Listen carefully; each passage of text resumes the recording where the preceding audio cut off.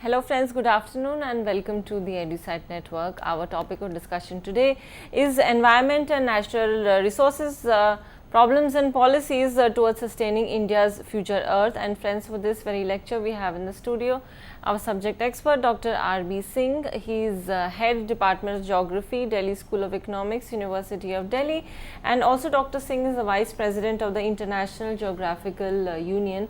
And with this brief introduction, I welcome sir to the studio. Sir, thank you for coming. Thank you, Urvashi ji. Dear viewers, as you heard, today we are going to discuss environment and natural resources, and particularly we are trying to see the problems, policies, and then how these policies, these programs can contribute towards achieving or sustaining India's future earth.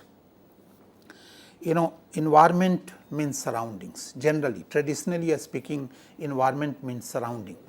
But now I would like to explain surrounding means natural aspects of surrounding, physical aspects of surrounding, institutional aspects of surrounding, social aspects of surroundings.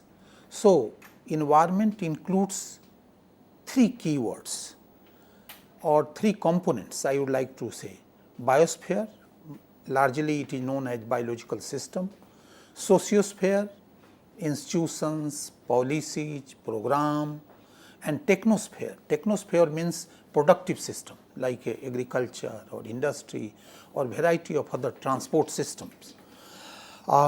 So, environment comprises all entities, it includes natural and the man-made environment, external or oneself, and also we deal with the interrelationship between the different components of environment. Environment and natural resources provide a very important part of our life support system. It is known as, Kshitijal Pavan Gagan Samira, land, water, air, flora and fauna.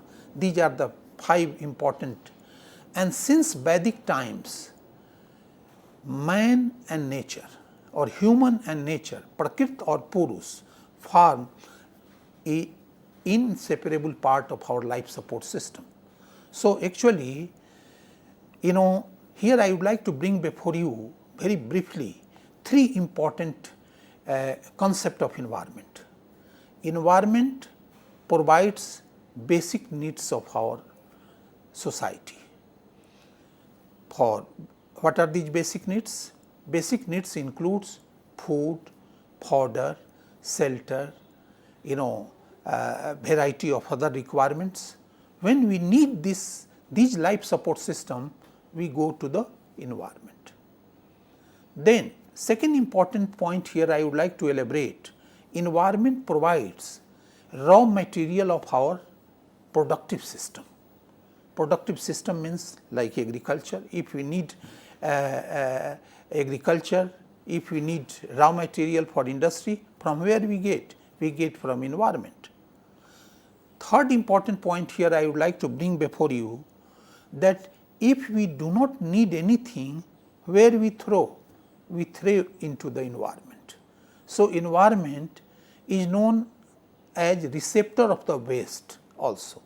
So, environmental problems, or environment is being degraded at fast rate, particularly during the post-independence periods, due to the anthropogenic activity, channels of human activity starting from agriculture to transport development. Key environmental challenges. Here I would like to put before you major environmental challenges, and I would like to remind you a very well known statement given by given during the Stockholm conference by our head of Indian delegation, then Prime Minister of country, Mrs. Indira Gandhi. She mentioned that in developing country, environmental problems are the result of population growth and poverty. Dear viewers, poverty is not phenomena of the past in our country. population growth is not phenomena of the past in our country. So, these are continuing a very important challenge before us and bringing several cumulative problems. Then third important point here I would like to tell you, careless application of technology. We are using technology without taking into consideration of precautionary measures, and so that is why inappropriate use of technology also is a very important problem. Here I would like to make a distinction between environmental problems of developed country and developing country. Environmental problems of developed country generally is a result of development, but in developing country on the other hand, environmental problems are due to development and also the lack of development. So, we have the cumulative effects of both development and lack of development. Now, what are the important challenges before us? Food first, food security continues to be very important challenge. Water security, water we have, if you will see this, India has 2.4% of the total geographical area of the world, but if you will see the human population, we accommodate 17% of the total world human population, but if you will see the fresh water, how much? Only 4%. We have 4% of the fresh water resources. Then energy security, very important, and particularly this here I would like to remind you the two important energy crises. First energy crisis when we realized the shortage of petroleum, but second energy crisis is more important for us because we are lacking the fuel wood supply, and so that is why this is a very important aspect of. Then biodiversity, and here I would like to tell you three important components of biodiversity: ecosystem diversity, species diversity and genetic diversity. So, biodiversity includes all three, and we are facing variety of problems due to it. India is also known as a biodiversity hot spots, and so protection of the existing biodiversity is a very important. Human health is also very important, and human health is linked with food security or nutritional security, water availability and the water quality, energy availability, the biodiversity, these all are interlinked. So, dear viewers, here I would like to put before you these 5 key words, and these key words are combining idea coming from Rio summit to the Johannesburg declaration and presently the sustainable development goals what the UN is promoting at present. Now, then why we have to manage the environment? As you know, environment provides the basic needs, satisfied our basic needs, it provides raw material for our productive system, and so that is why we have to manage the environment. So, natural resources form a very important component of environment, and it play a very important role for providing livelihood and securing the support ecological services, And so, ultimately the livelihood security of the people is very important, and if I am taking this the people means particularly more specifically poor people. Various sectoral and cross sectoral including fiscal approaches needed to environmental management and sustainable development. The idea of sustainable development, as you know, came after Brundtland Commission report, when United Nations General Assembly passed the UN Commission on Environment and Development, and the report came having also the representative from Indian origin, 2 representatives were from Indian origin. They conducted the public hearing, all part of the world, and that document known as Our Common Future is very, very appropriate even in present context. There is need for balance and harmony between economic, social and environmental needs of the country, and that is the principle of sustainable development. Sustainable development, idea of sustainable development means ecologically sustainable, economically sustainable, socially sustainable, and also the sustainability of our institution. So, 4 important component, 4 important dimension: economic, social, ecological and institutional. I would like to go back to review trends of environmental concern at the global level, and first I would like to start with the UN Conference on Human Environment in 1972. It is very popularly known as Stockholm Declaration, followed by that time the statement of Mrs. Gandhi and around 40 head of states participated. That actually provided or brought awareness among the policy makers all over the world. After coming back from Stockholm Conference, then Prime Minister also constituted a high power committee under the leadership of Dr. B.P. Pal, and a environmental planning and coordination organization was constituted, then interministerial groups, then Department of Environment, and now we have the not only at the national level, but even the all major states, they have a separate Ministry of Environment and Forest, or even the climate change. So, that is why it shows our concern, our level of awareness since 1972 Stockholm Conference.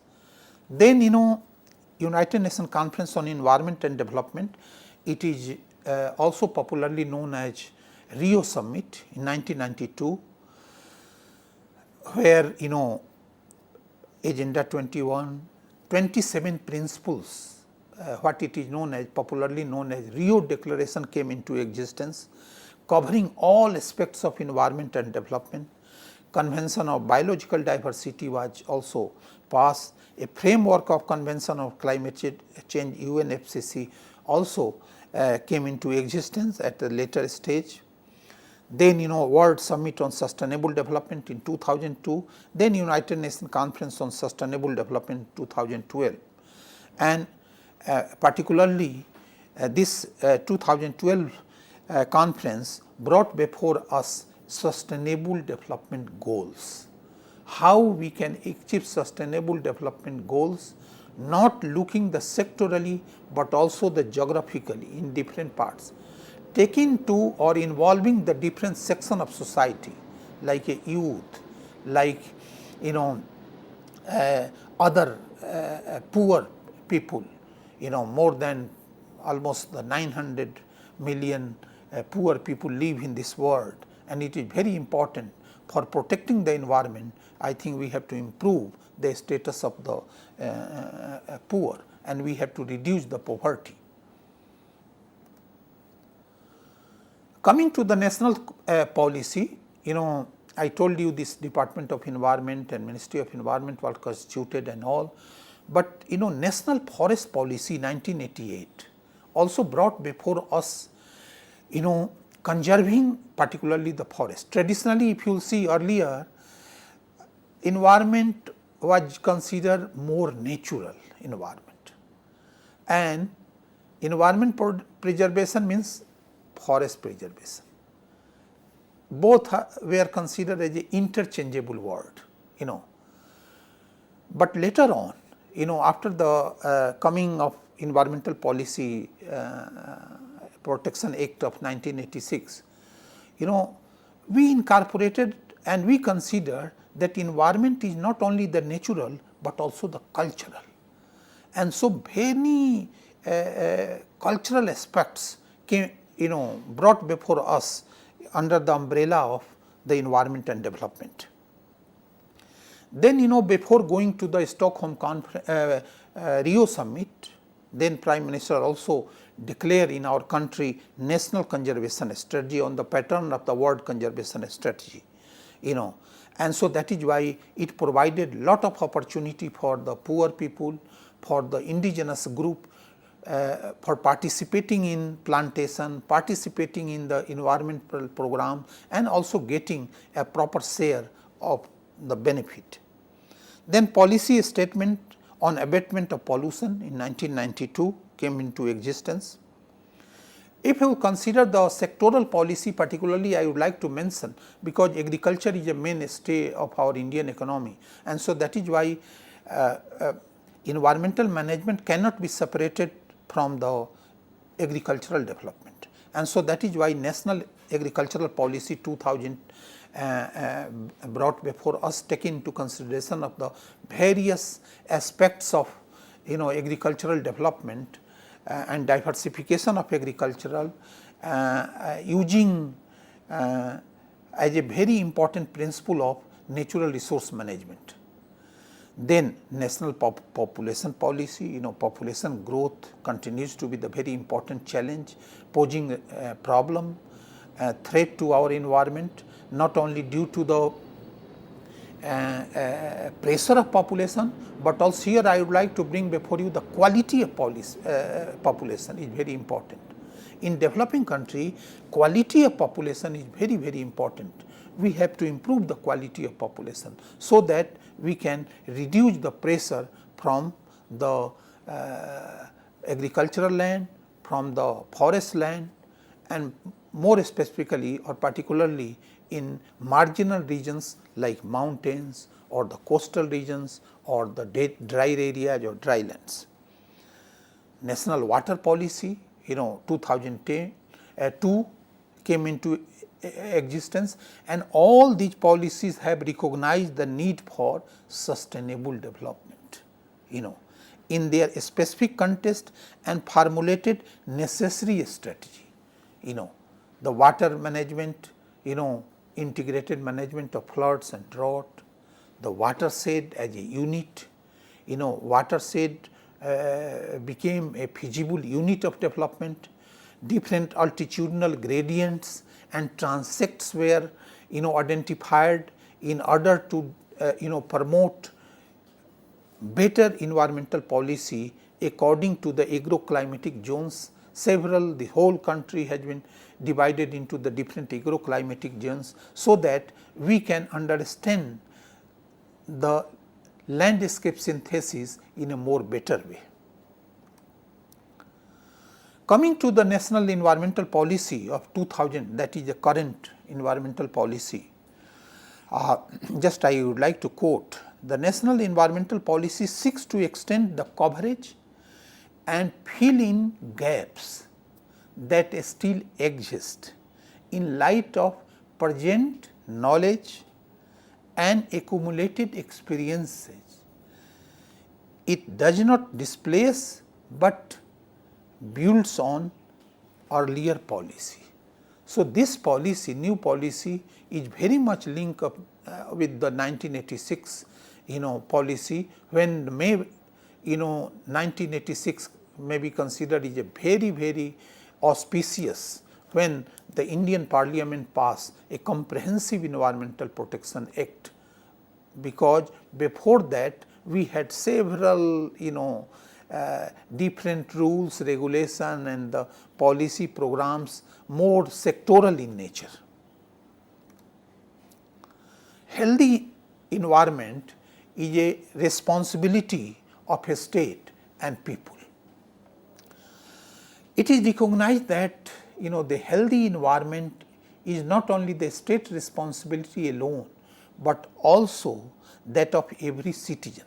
So, that is why every citizen's environmental stewardship, a sense of responsibility among different cross section of society is being created, so that they should participate in environmental decision making, not only in plantation, not only the preservation of the forest, preservation of the biodiversity, but also tourism, also our cultural heritage, also our enhancing energy efficiency in our country. Policy also seeks to stimulate partnership. Partnership, it is very important step taken by the government. Partnership between community, policy makers and academics. Three sectors, very important three sectors of society. In India, there exists big gap between policy makers and communities, policy makers and academic institutions. What we need to bridge gap between a community, academic and scientific institution. Even the investment community like a private sector is a very important international development partner in harnessing their respective resources and a strength of environmental management. Few important objectives here I would like to bring before you. Conservation is a very important. Conservation based development, conservation of critical environmental resources, maybe the mangroves, may be renewable energy resources, intergenerational equity, more important livelihood security of the poor,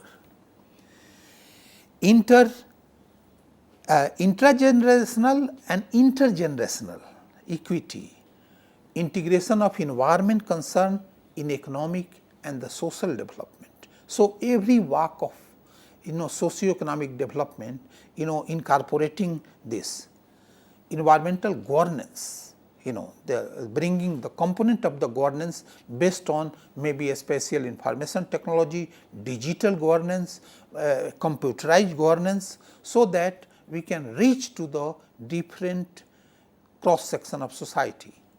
Enhancement of resources for environmental conservation, and so that is why these objectives are very important in the context of that you might be knowing that International Social Science Council,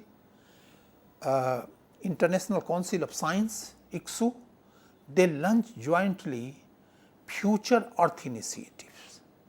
These Future Earth initiative incorporates our earlier IGBP, IHDP, land use, land cover change, all programs are now coming under the umbrella of Future Earth. It is very important for our country to prepare a strategy, how different regions, how different people can be benefited from these Future Earth initiatives. Elaborating the important principle here, I would like to put before you the different keywords like human beings, center of, because ultimately whatever we talk about sustainable development, human, in the context of the human beings.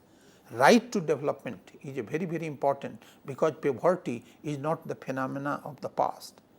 Environmental protection is an integral part of development process, and so that is why EIA and several other mechanisms came into existence, and this all EIA had become an important integral part of the environmental decision making after the 1980 Sector Environmental Protection Act. Precautionary approach, economic efficiency, polluter pay plain push, that we used to the equity is very important, how equal distribution of resources and how we can manage resources at a grassroots level, panchayat level resources can be share fruits of development, and the fruits of the products can be shared by the community, but not only after the end of the project, but they have to participate since beginning of the project. And so that is why the Future Earth initiative brought before us co-design, co-production. These are the important, the terms nowadays, ultimately highlights about the partnership between the policy makers and the community leaders. Legal liability Insurance Act was also passed, public trust doctrine, decentralizing our all developmental activity, preventive action. As you know, this is the very important slogan, prevention is better than cure. One two important point here, the principle here I would like to elaborate, like environmental standard setting. In this context, I would like to tell you that environmental standards should take care of the social, economic and political system of society also.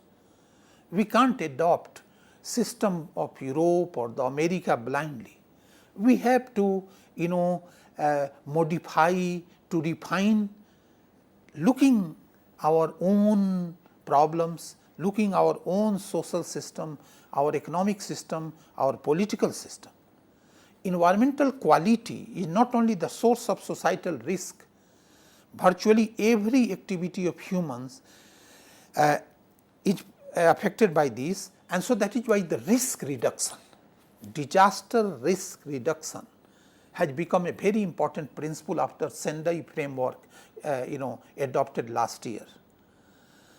And environmental management system approach, one can apply this model of ISO 4000 by requiring the adaptation of standardized environmental management practices. Eco-leveling of the different products, it is very, very important, that how particularly looking the health of the planet, health of the people, health of the poor people. Eco-leveling involve review of the entire product cycle from sourcing raw material to final disposal of the product after use. So, somehow leveling so that here I think the consumer preferences is a very, very important. If they are interested to pay a little bit more for the green products. Green products are very, very now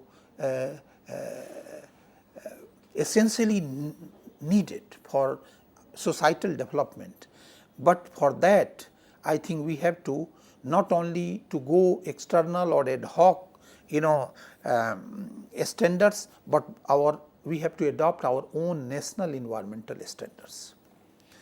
Eco labels clearly have the potential to be employed as a trade barrier, at least by competing farms, and take into consideration of the WTO,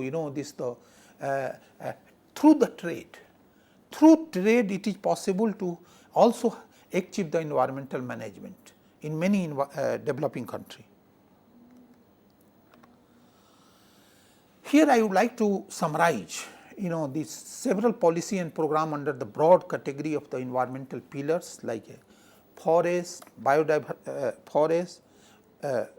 biodiversity, pollution control, land degradation, water degradation, climate change, marine and coastal environment and clean energy. These are the 8 important this policy and program can be combined under the environment and natural resource management. Under the forestry, as I mentioned earlier, the National Forest Policy Resolution of 1988. Then social forestry program was initiated when the community also started planting the forest along the road, railway line, several common lands, particularly commons land available along the road or the railway line or in panchayat lands along the river, But the most important program here I would like to mention the GFM. If you will ask me to identify the one very important successful program in our country, I can tell GFM. Many parts of the country, wherever the grassroots level organizations are more active, proactive. This JFM program is very successful, where people from different community, like a poor people, women, several vulnerable people, they participate. They decide where to plant, how to plant, what to plant. The benefit can be shared by them. So, and that is why even in many places the 100% benefit they get, and so participation is very much high in comparison of the earlier programs. So, JFM, people from community, people from the government department, people from donor, they all are joining together for planting or greening the wasteland, greening our common land. As per forest policy resolution, we need 1/3 area under the forest, but if you will see hardly 22-23% area may be tree cover. Combine, I would like to combine here not only the high density forest, but also the tree cover. Then if you go to the mountain or the hilly area, 2/3 area should be under the forest. And so that is why in national forest policy sometime made clear that the derivation of direct economic benefit is subordinate to this principal aim. It recognizes that rights of the indigenous people, right of tribal people and the other people living near the forest is paramount important for us. As you know, this JFM was started in 1990, and now all the states are now participating. JFM committees are being created. Both forest department and Lowell committee, they are coming into the agreement. They are forming the joint forest management committees to manage the protect the forest and sharing the cost and the benefit. And almost most of the states are implementing this program. National Mission for Green India 2011. This is the more recent program, started in February 2011, when Indian Prime Minister approved the National Mission for Clean India, which is one of the 8 national missions under India's National Action Plan under the climate change. So, under the 8 National Action Plan, we have the Green India, and Green India is a very, very important aspect because it aims to double India's afforested area by 2020, adding an additional 10 million hectares. Secondly, its objective is also to enable the forest to absorb 50 to 60 million tons of CO2 annually. So, that is a very, very important for mitigating the carbon sequestration, so that offsetting about 6% of the total annual emissions. This mission will have repercussion for livelihood of the people, poor people, and also the biodiversity. Here you can see some of the important programs: afforestation based eco conservation in Gangotri and Gaumukh area. You can see this as per India's forests, we have 28.05% of geographical area, but if you combine the forest and tree cover around 23.81% area. But still high density forest, that is the most important. High density forest is very, very low. So, our effort should be to regenerate the degraded forest land. That should be our objective by bringing variety, by linking with the several other programs, not only the Greening India, but also the World Forestry Plantation Program or the food under the World Food Program. In till 2006, around 100,000 forest protection committees had been constituted across 28 states and union territories. So, this may be considered as a very important, because this encourages partnership between community and the local level officials. Biodiversity is a very important aspect, and as you know, this Indian context, almost 7 to 8% of the total world biodiversity, recorded plants and animal species are found in India. India, known for its rich heritage of biological diversity, so far documented over 91,200 species of animals and almost 45,500 species of plant in its 10 biogeographic regions. We have the 10 biogeographic. If you consider the biogeographic restore islands, so we have the 10 types.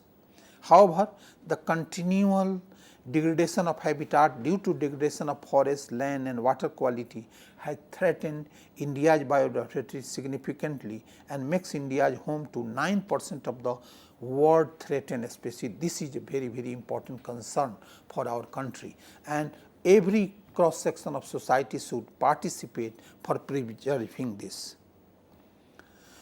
Program related to the biodiversity, here I would like to mention the Convention of the Biological Diversity, National Biodiversity Strategy and Action Plan, National Biodiversity Action Plan, Protected Area Network, Biodiversity Register were created, so that even the villagers can identify biodiversity available in their own locality, own villages.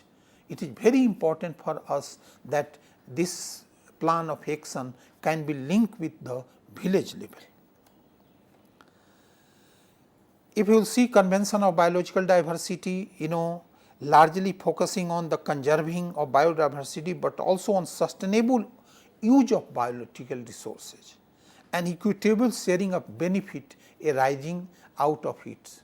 And so, that is why the equal sharing of benefit by the all different community, and more the profit can go to the indigenous group. This national policy and macro level action strategy on biodiversity also launched in 1999. Then it followed this NBSAP in 2000. Particularly, it is a part of India's obligation to signatory as a signatory of the CBD.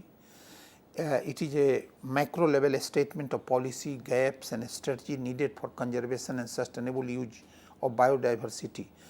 It adopts a highly participatory process involving various stakeholders of society at a grassroots level. National Biodiversity Action Program, looks after the in situ, on farm and ex situ conservation along with other measures to augment the natural resource base of our country. And so, that is why sustainable use of its component, fair and equitable share benefit is a very important. We have a large network of the protected areas, what it is called also called as a restore islands, the protected area in the form of 500 wildlife sanctuaries, 100 national parks, 18 biosphere reserves. So, here you can apply the macro level biosphere reserves, meso level 100 national parks, and the micro level 500 wildlife sanctuary. So, different level of restored areas, these are very important for not only for preserving the biodiversity, but also the education purposes. Pollution control initiative was taken, and Central Pollution Control Board and State Pollution Control Board were created, and now almost every states they have these SPCBs. National Air Quality Monitoring Program was initiated. Then similarly for the surface water, National Ganga River Basin Authority was also created on the pattern of the earlier the Ganga Action Plan.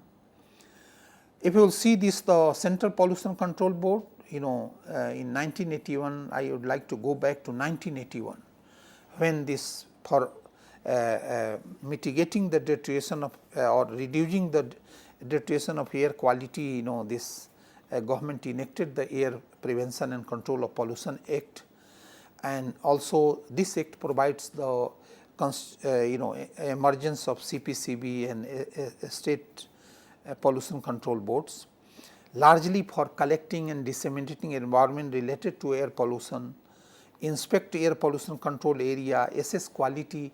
So, in order to improve our understanding about the pollution, and so that is why on that basis now we have the data for the different mega cities, and now it is possible to identify that where we have the urban heat island phenomena are also emerging.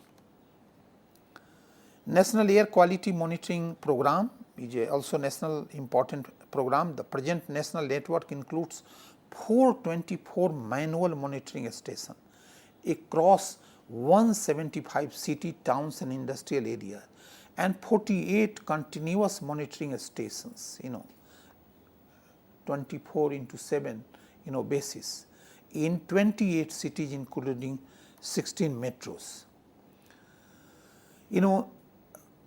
More recent, this National Ganga River Basin Authority came after the earlier Ganga Action Plan, and is planning, financing, monitoring and coordinating body of the center and the states.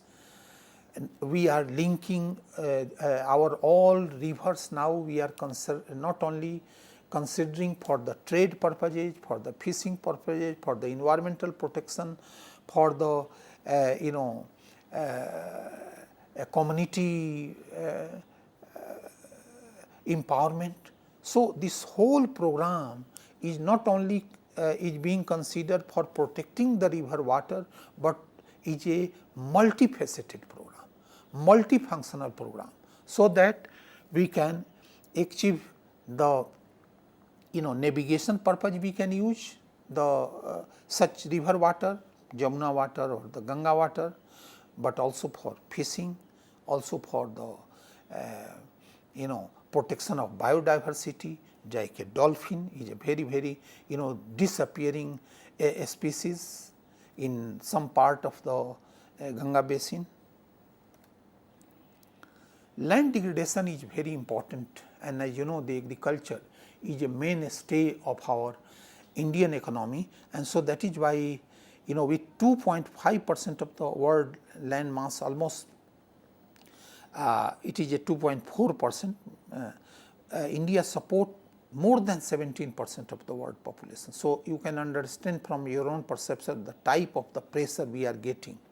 And if you will consider the livestock population, we are this land mass 2.5 or 2.4 supporting 20% of the world livestock population. So, you can understand from your own perception the type of problem we are getting. The increase of population and competing demand for land has resulted in a significant decline, and if you will see this, that availability of the per capita availability of land from 0.89 hectare in 1951 to now 0.3 hectare in 2001. The problem of scarcity is compounded by the widespread degradation of land in the form of salinity, alkalinity, water logging. Variety of land degradation processes are operating on different part of our country.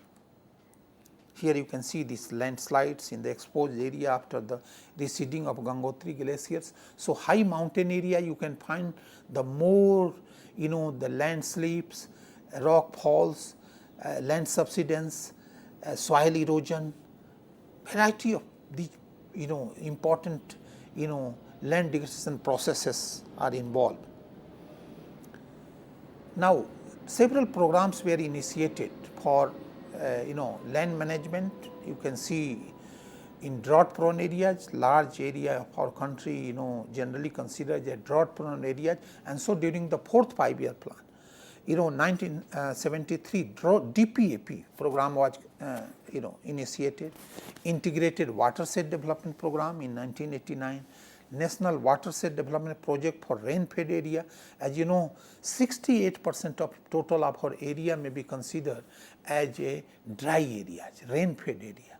And so that is why if you need progress in our country, we have to manage these lands through the dryland farming or through variety of other soil conservation measures are very, very important.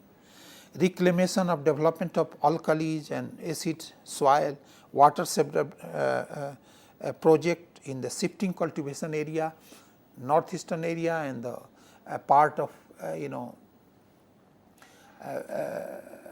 the west coast, generally shifting cultivation exists. DPAP particularly program is under implementation of 972 blocks of 185 districts in 16 states where drought exists, starting from Punjab to Karnataka. And this area also moving towards the going towards the Odisha and part of Chhattisgarh and Madhya Pradesh, coming under this program. Now you can see this the status of DPAP program in different states like Andhra Pradesh, Bihar, Chhattisgarh, Himachal Pradesh, Jammu and Kashmir, Jharkhand, Karnataka. These are the Uttarakhand, West Bengal. Integrated Wasteland Development Program was initiated in 1989, and this is largely for the non-forest area, aimed at checking land degradation, putting such wasteland for a country to sustainable use and increasing the biomass productivity, availability, so that people can get the fuel wood, powder, fruits, fiber and a small timber at a local level. Now, if you see, consider the mountain environment, the very substantial focus was given to the mountain environment due to the glaciers. You can see here in this photograph, these two very important situations exist. Not only the glaciers, but also the rich forest area. These forest areas are being degraded due to the intensive pressure by the local people, because they do not have the enough other resources, and so they are going for more and more livestock population and bringing pressure on the these vulnerable resources. Like you can see the moraines in the river valley indicating the glacier retreat. Several initiatives taken for reclamation and development of alkali and acidic soils. Not only here, steps taken for development of soil management, but also for identifying the suitable species for growing the horticultural crops, and so that the people can get the fuel wood, powder, trees as per local demand, and also for in this context the landscape synthesis, like a landscape structure and potential were taken into consideration, so that the proper benefit can be achieved. Flooding is a most important problem in our country, and you can see this the red area in this map. This the whole Indus, Ganga and Brahmaputra plain and it is very important for sustaining India's future for taking care of this. Water management program, another program here I would like to mention about the integrated watershed management program, more recent, starting in 2008, and this watershed program has been a very active, also implemented with the support of the World Bank, and several initiatives taken in different parts of the countries, in the Jhum areas, also the Shivalik areas, part of the Haryana, and several steps taken for regenerating these degraded, the watershed area, so that the people we can improve the socio-economic condition of the people living in that area at a household level. National project for repair, renovation and restoration of the water bodies in 2005. This is very important program for creating the irrigation potential, because agriculture is the mainstay of our economy, and so without irrigation one can see also a close relationship between water availability and the poverty eradication. Wherever we are able to have the irrigation, better irrigation, we have less poor people living in that area. So very positive relationship between the water availability and the poverty eradication, and so that is why for environment management this is very, very important. This can be linked with the tourism and the culture development of the region. This also IRDP were merged with the other program like DPAP or DDP or IWDP 1989, and largely ultimately for improving the efficiency in the region. Finally, I would like to tell you this, the climate change and 8 mission I mentioned, and the greening area already I highlighted. This is a very important aspect of the it is what it is known as the PM action plan of the climate change, taking into consideration of the solar energy, energy efficiency, sustainable habitat, water, sustaining the Himalayan ecosystem, greening area, sustainable agriculture, and a strategic knowledge of climate care. These are the very, very important part of our climatic mission. Now you can see this in coastal areas, how coastal environment and people are using the local resources for linking with tourism. Tourists go and pay a very substantial amount of money for one night stay, and who get the benefit? Poor and local people get the benefit.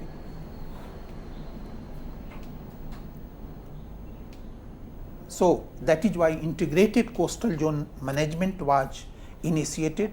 This concept started in 1992, and this includes the 3 aspects: the physical aspects of the coastal zone, institutional aspects, and then the sectoral aspects of the coastal zone, all 3 aspects.